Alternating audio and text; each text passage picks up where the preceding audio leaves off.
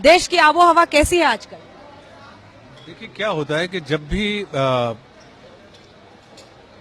दो चीजें होती हैं, चूंकि मैं एक अभिनेता आदमी हूं और मुझे लगता है कि भावों का बड़ा संबंध होता है, तो कभी कभी कुछ बदलाव क्रोध की उत्पत्ति करते हैं और कभी कभी क्रोध के कारण भी बदलाव होता है।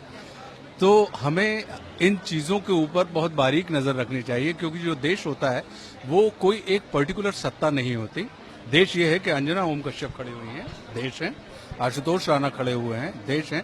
तो देश जो है वो सिर्फ मानचित्र का विषय नहीं होता, वो उस देश के अंदर रहने वाले नागरिकों के मनचित्र का विषय होता है। मनचित्र के साथ साथ मंदिर मस्जिद भी होता है। बिल्कुल होता है, क्योंकि धार्मिक आस्थाएं, धार्मिक भावनाएं, या ये कहें कि इंसान की अस्मिता या इंसान का पूरा जीवन विश्वास के ऊपर ही आधारित होता है। तो विश्वास वो कहीं पे भी ढूंढ सकता है। कुछ लोग विश्वास उसमें ढूंढते हैं जो दिखता नहीं है, और कुछ लोग विश्वास उनमें ढूंढते हैं जो सामने मौजूद होते हैं। अभिनेता क्या आज के तस्वीर को देख पा रहा है, वो समझ पा रहा है कि देश में क्या हो रहा है?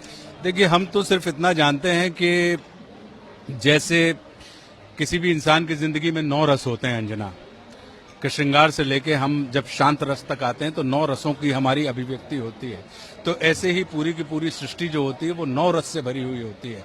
अगर उसमें से किसी एक रस को भी आप कम कर देंगे तो आपका जीवन पूर्ण नहीं होगा। जीवन होगा तो, लेकिन वो पूर्णता को प्राप्त नहीं करेगा। तो मेरा ये मानना है कि बांट दिया इस धरती को, क्या चांद सितारों का होगा, और नदियों के कुछ नाम रखे बहती धारों का क्या होगा, और शिव की गंगा भी पानी है, आबे जमजम भी पानी है।